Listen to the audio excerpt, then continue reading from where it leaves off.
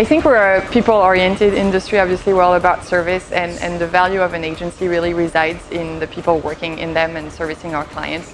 And in that regard, I mean, people definitely are the center of everything we do. And mental health, I mean, there is no health without mental health as a start.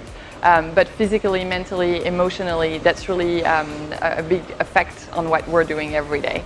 And our job is still listed as number 5 in the most stressful job in the world. And we need to commit to change this, because this is not something we should be proud of. We should actually fight to get down from this ranking and not be in the most stressful portion, because this is not a thing that we should continue pushing on.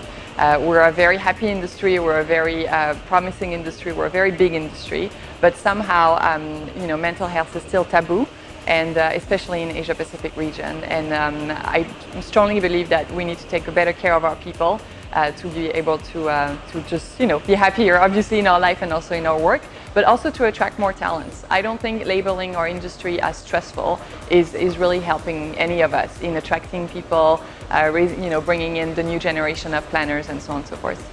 I think internally the relationships are very important as a leader, but also as a colleague, to be able to support your teams and your colleagues, not necessarily in your team but in others. When you see somebody who's showing signs of maybe mental weaknesses or high stress levels and so on and so forth, some people who don't sleep at night, who what we call really workaholic, and there's so many of us around, and again, it's not something we should take pride on. I think we need to address the fact that working more is not necessarily working better.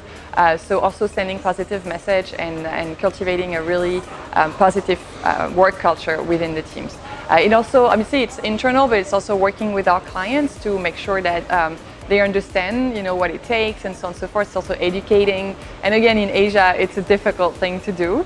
But I think by raising awareness and putting a few initiatives into place, we'll really get there, and we'll improve the situation for all of us.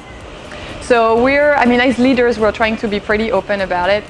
We have a watch out on, obviously, sick days, and then overtime, to be sure that people are properly compensated, obviously, as a first, but also that they have the chance to take this compensation. I've seen situations, not in my experience, but in others, where people, they have holidays and new days, but they don't have the right to take them. And to me, that's very, I'm French, so holidays are like, a part of my life.